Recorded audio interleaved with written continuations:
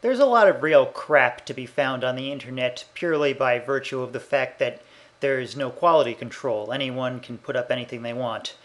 But for the people who are willing to look for it, there are some real gems to be found, and I'd like to talk about one of them. It's called The Salvation War by Stewart Slade. And it's a web original story done in text, so it's like a novel, but it's only available online, that begins shortly after a message from God that the doors of heaven are closed, it's time for the rapture, and humankind should just lay down and die. Some of the more religious people in the world follow the message, but for most of them, they decide that this constitutes a betrayal of everything they've ever been taught about God, and that they're going to fight back. And thanks to the technology that they've been produced while both God and Satan weren't looking, they do stand a real chance to actually come out ahead in this thing. The story is in 3 parts.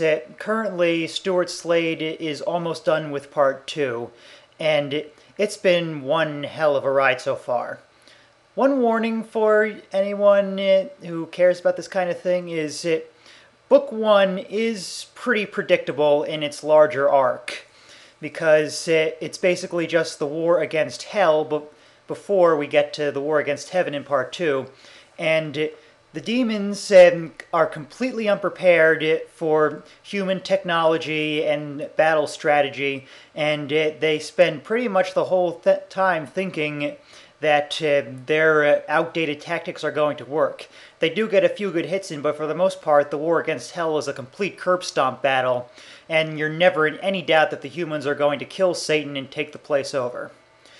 However, I find what makes it worthwhile is the smaller stories contained within that overarching scope.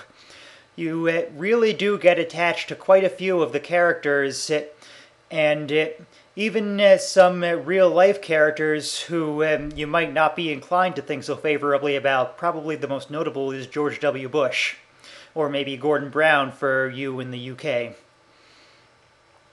Although it really is shockingly political jab free, because Bill Clinton and Barack Obama are also presented as really nice guys who have some good ideas about how to control the war effort.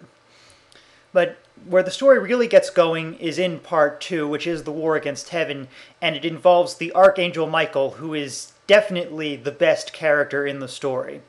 He's what TV Tropes likes to call a magnificent bastard. He has this huge plan involving manipulating every side in this conflict, and it's so well thought out and makes so much sense that you almost do want to see him succeed, despite him doing some pretty nasty things as the story goes along. And it helps that he actually does question from time to time how far he's willing to go to achieve his plan, which makes him quite an interesting character beyond just one more villain that the humans have to fight. One more thing to recommend is Stewart Slade is a advisor to the military, and so he really knows his stuff, and you often have descriptions of weapons and what they can do and different kinds of battle strategies that are going on, all explained so that they can make sense to someone who doesn't know anything about this. And yet, unlike the trap that Tom Clancy often falls into, they never interrupt the story too much, and everything you learn is useful to what you're reading about. So if anyone is interested in this after reading, check it out. I'm posting links to both parts of the story so far in the description that is below me now, thanks to YouTube's new redesign that I don't understand at all, but hey, it makes it easier to point to things. It's right there.